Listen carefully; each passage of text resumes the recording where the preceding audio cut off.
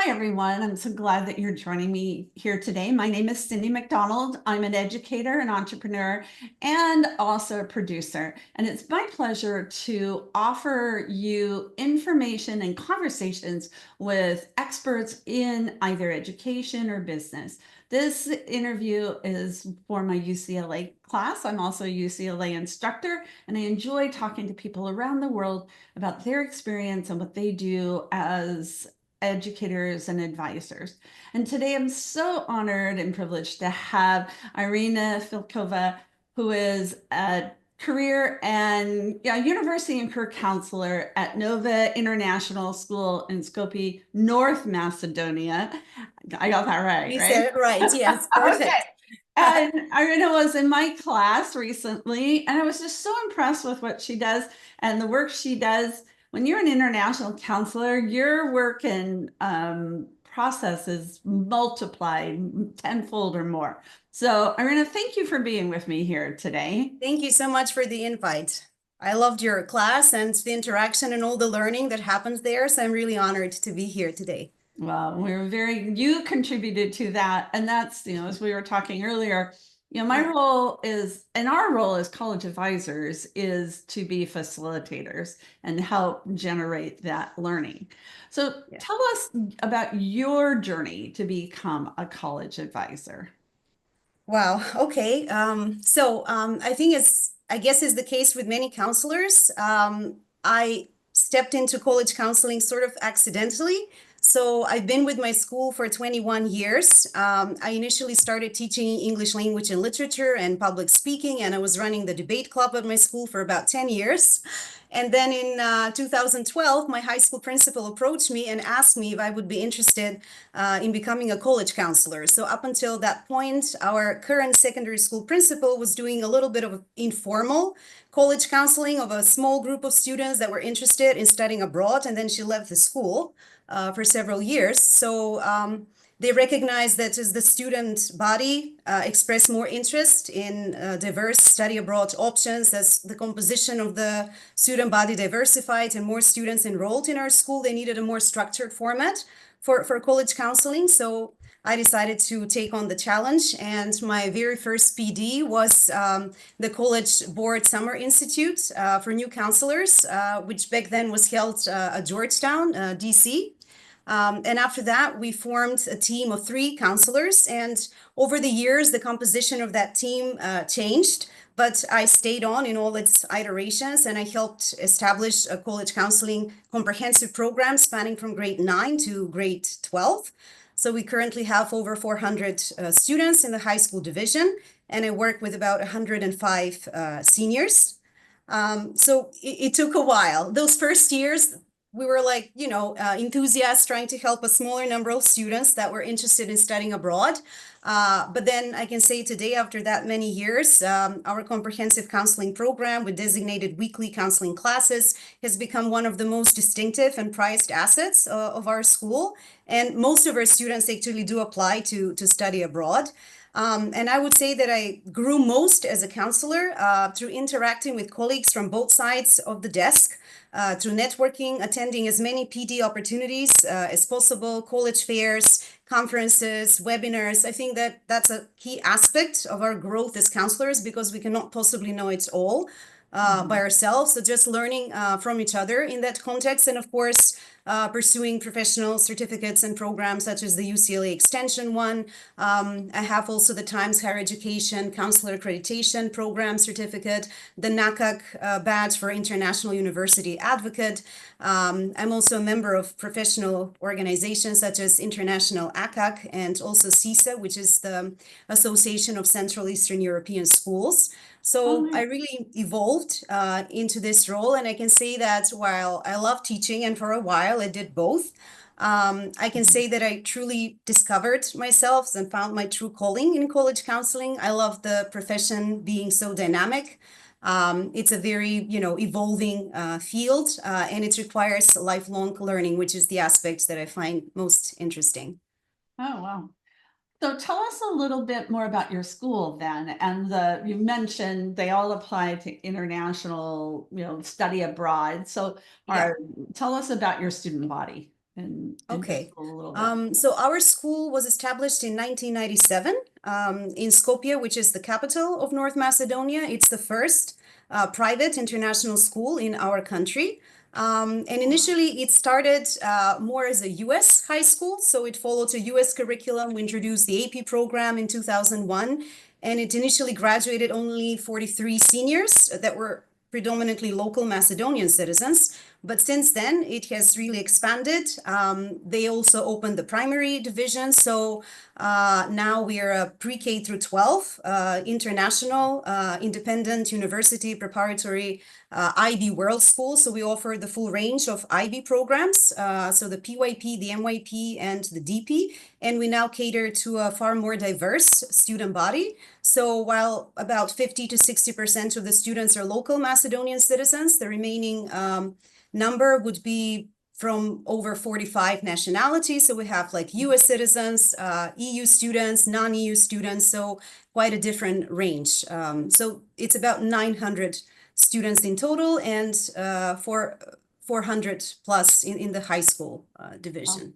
Wow. Yeah. Well, that's exciting. I bet it's been exciting to watch the school grow and Yeah. change and bring in more students from different backgrounds and as you said, all those languages that always adds its own challenge.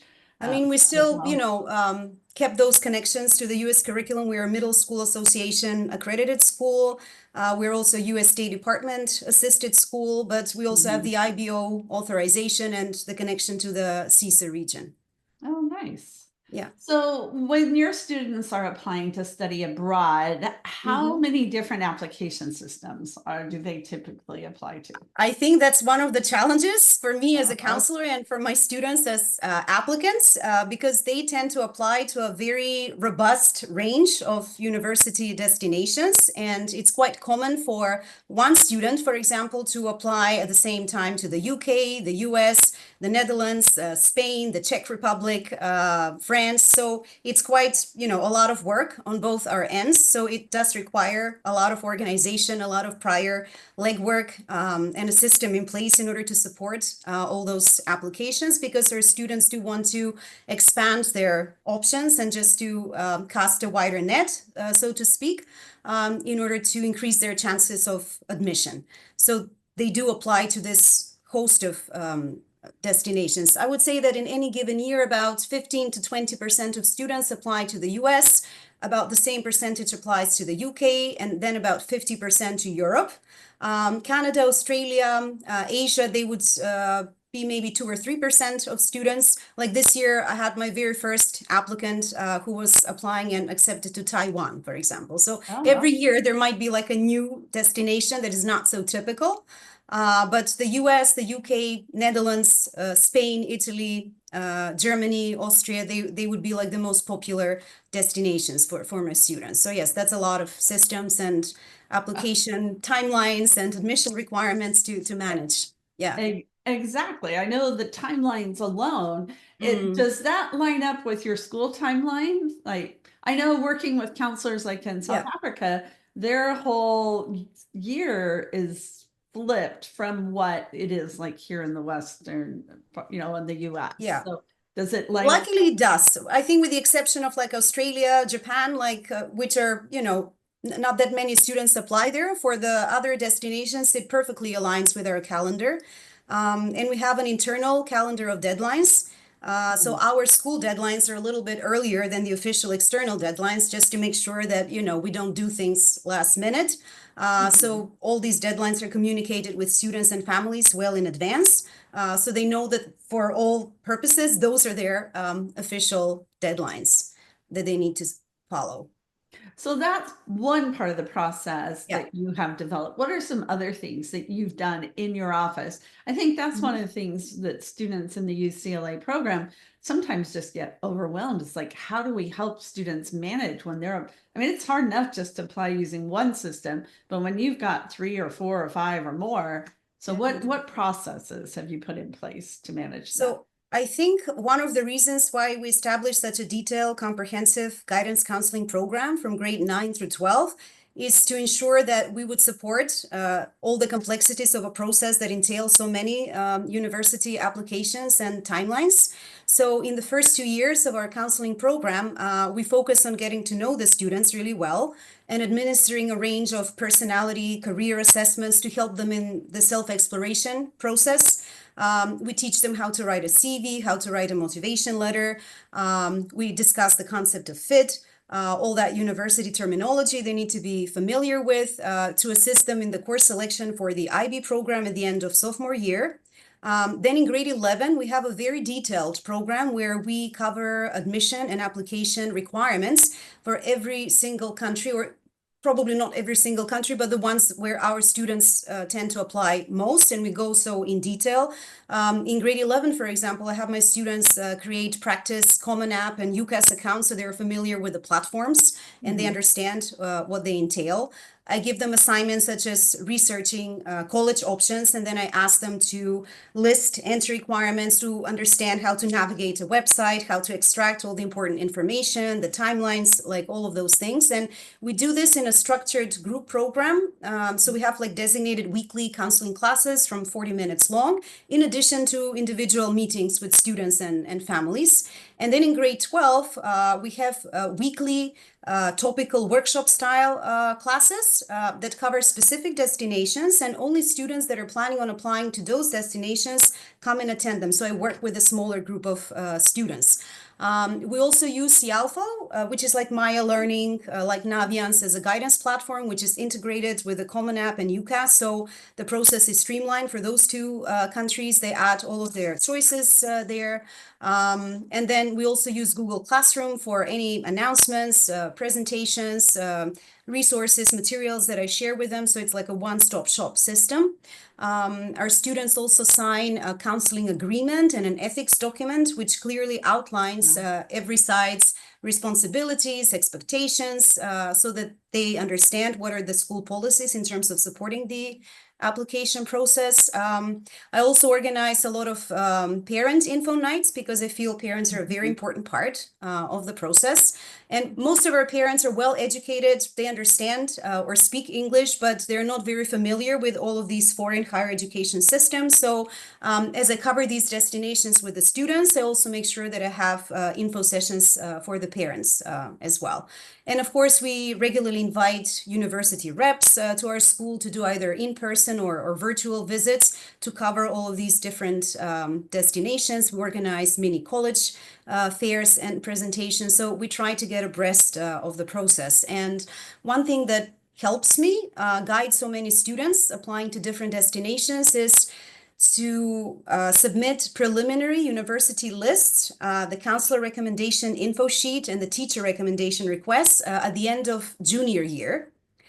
So that I'm aware of when is their earliest application deadline. And then by September 15th of senior year, they also submit their final university list, having researched all the requirements. So this then helps me understand which group of students would need my support first. So which students have like priority application deadlines, and that would be like students applying to Oxbridge or the medical programs in the UK. So I make sure that I work with them first, and then the US early action, early decision applicants would come next. And then let's say students applying for early bird or numerous fixes programs in the Netherlands or Hungary. So we try to work in a systematic manner, because they always say it's like one of me and 100 of them. But, you know, if we do a lot of the work in advance, right? And I also guide the students for 4 years. So, you know, I know them, you know, well, if they've been with us since grade 9, you know, I've known them pretty well. And after administering so many surveys and assessments and individual meetings, I feel that, you know, I can support them well. And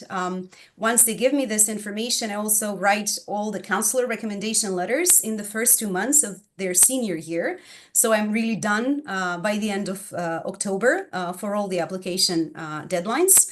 And then I have time to give feedback on their personal statements or motivation letters or CVs or supplemental essays, so they understand what is the deadline for those two. And then also collecting predicted grades, working with the teachers proofreading their recommendation letters and approving before they get uploaded on the platform. So it's a lot of steps to navigate, but I feel that in our school context with this, strictly outlined deadlines and steps to follow, we still manage and avoid stress.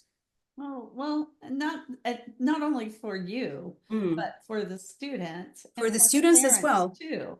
Because Yeah, then they know what to expect. I think having those meetings with parents is really important because they even if they know what the process was years ago, yeah. or even with a different child, things have changed.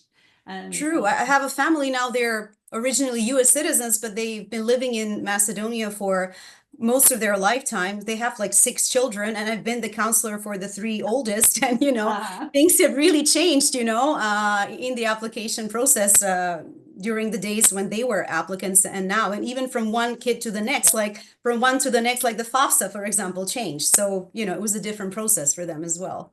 yeah, yeah, absolutely. So I love how inclusive your program is, and it sounds like Mm. you've developed quite a curriculum. You mentioned surveys and Yeah. assessments, so those are things you do early on, the Yes. ninth and 10th grade to build that foundation. So do you have your students at the end of their sophomore year? Are there certain milestones or things that they need to accomplish by the end of their sophomore year? There's Yes, so there are a range of like career assessments and surveys that they need to do. Some are assessments that are provided by the Cialfo platform, like the Myers-Briggs scale, for example. So personality quizzes like, do what you are, for example, or multiple Mhm. intelligences test.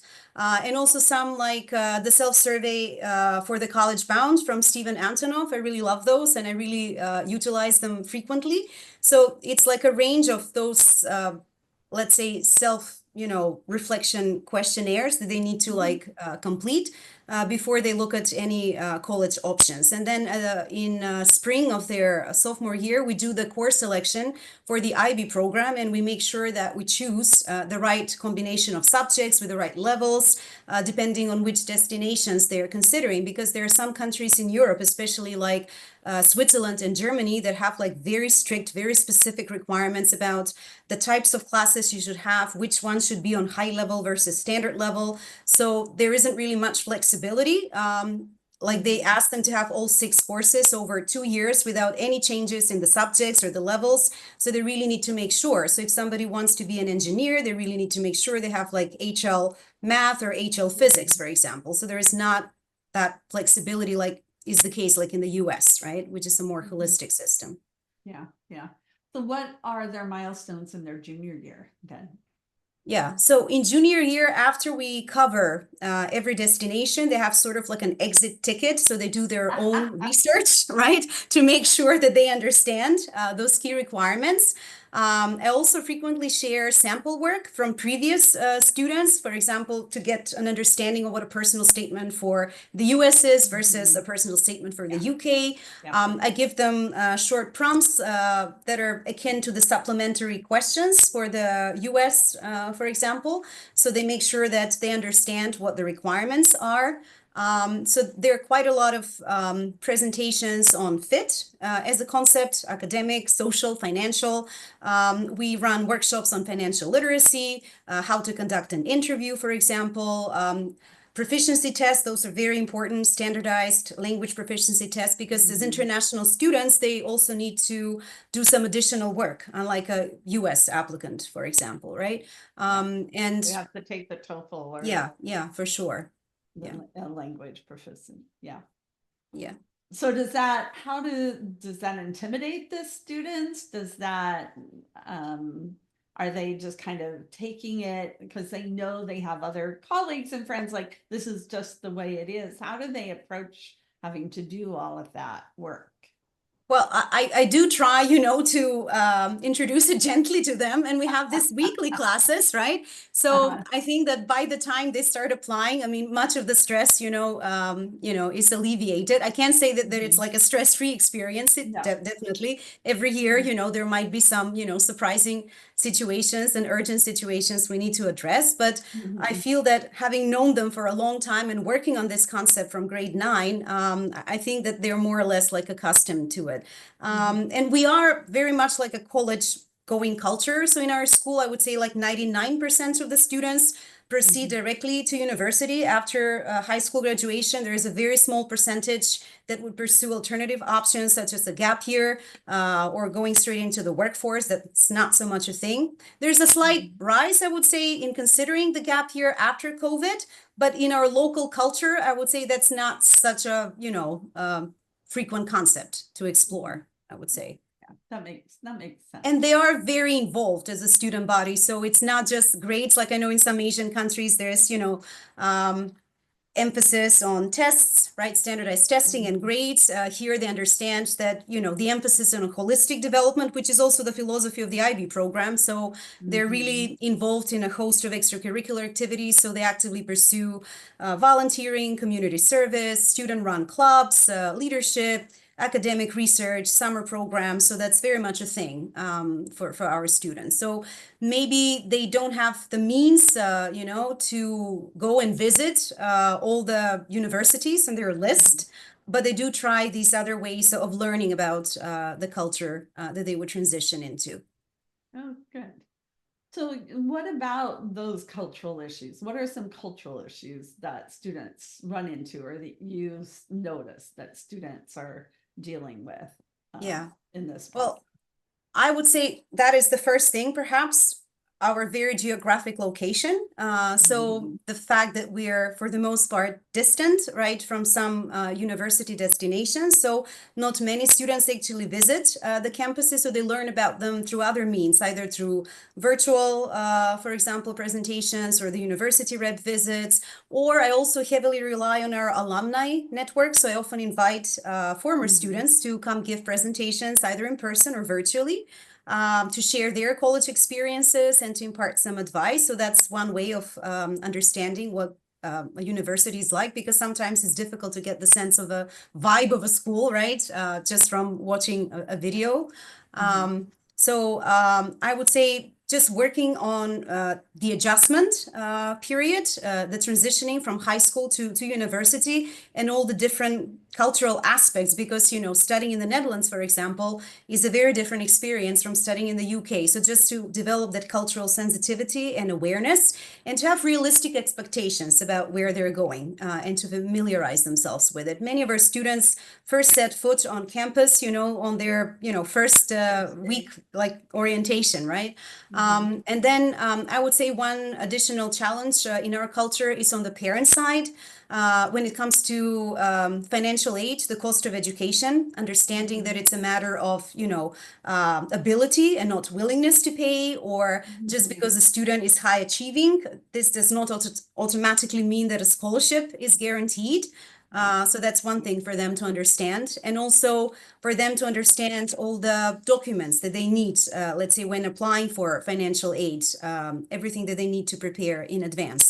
And one aspect would also be sometimes focusing overly on brand name schools and rankings. Mhm. Because they weren't exposed, especially the parents, to so many different options. I would say the students are more amenable to the range of excellent education that so many different institutions can offer, but the parents Mhm. perhaps don't know that many options exist. So I'm also actively working on educating them about that. Mhm. Like, let's say introducing the concept of liberal arts, to a Macedonian parent who went to a school which is, like dive straight into the subject that you want to study. So it's like very specialized. So they're like, what will my student do with this degree, right? So just understanding the philosophy of liberal arts and such, for example. Yeah. Yeah, no, that makes total sense. Yeah. Now you mentioned financial need and financial Mm-hmm. literacy. Do most of the students apply for some kind of financial support? And is that available at Mm-hmm. other, in other countries?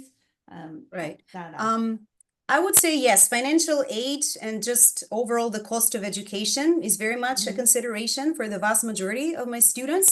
While there is a small number of families for whom the college budget is not an issue, I would say that affordability and the financial fit are really important. So most of my families have moderate to limited budget, so they're always looking for affordable options, which I would say exists more in Europe. So, and it's also a matter of their citizenship status. So whether they're passport holders of an EU or a non-EU passport. So for EU citizens, for example, in the majority of EU countries, for example, students qualify for reduced or even free fees. So they have a lot of benefits. So many of our EU students, for example, or dual passport holders would target those countries because they're really affordable. I mean, compared to the UK or the US, it's really a ridiculous amount. And then there are some universities also outside of the US that also grant financial aid. But when it comes to the US, I would say by and large, our students do apply for financial aid. So many of our students would be able to afford the tuition that our school charges, or a little bit over that. But then when it comes to the soaring cost of education in the US, for example, right? So, you know, they might have a little bit of an expected family contribution, but that would hardly cover everything. So they do tend to apply for financial aid. And my motto as a counselor is always like, go where the money is. So I try to teach them to make financially prudent decisions when it comes to university. And I should mention that although we're a private fee-paying school, we also have a fair number of students that are partial or full scholarship recipients, either merit or need-based aid. And oftentimes our highest achievers are also the students that are, you know, with the greatest financial need. So I'm lucky to have supported, you know, a fair number of Holly students with successful college placement, but it's definitely a challenge, especially in today's, you know, increasingly competitive landscape. It definitely is. Yeah. Well, this gives us all a lot of food for thought, and for counselors that are trying to manage larger student loads, you've shared a lot of information that A, shows it can be done, and B, it can be done successfully. And I think you've given people a lot of ideas. So in closing, what words of advice would you give? You know, if I'm a new counselor and I've been approached by my head of school and says, here, can you run this, you know, start being a college counselor, what words of advice would you give? Okay. Well, I would say for new counselors, or maybe for counselors who are the only ones in their counseling office, I know that at times it can feel overwhelming, right? It is a very time-consuming job, right? But I think that they should understand that they're not alone, and they should try to utilize all the excellent resources that exist out there by trying to join as many professional organizations and counseling groups as they can. Because no matter how many years, you know, of counseling you do, there will always be something new for you to learn. That's just the nature of the job, and there will always be that new destination you haven't explored. So maybe you learn side by side with the student. But I just feel that relying on the global network of counselors is like an incredible repository of knowledge. And in my experience, counselors are just really the selfless individuals who always share best practices.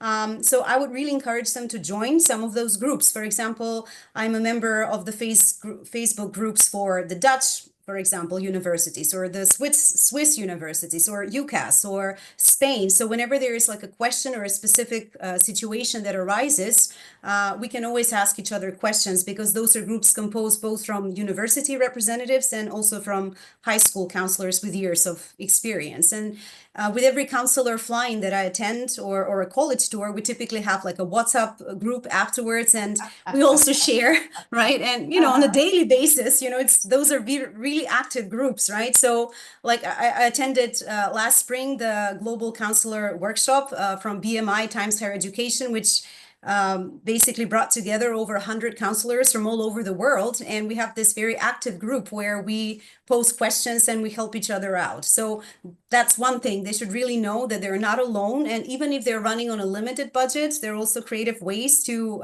pursue professional development opportunities. And another thing that I've learned, and it took me a while to learn it, is also to prioritize their own well-being and to try to establish boundaries, I guess, between their personal and professional lives, because I think by nature we're very empathetic, very helping, and we're very eager to help our students, but we also need to teach them, time management, for example, right? So that, while prioritizing our own well-being, we can also best support theirs on this journey.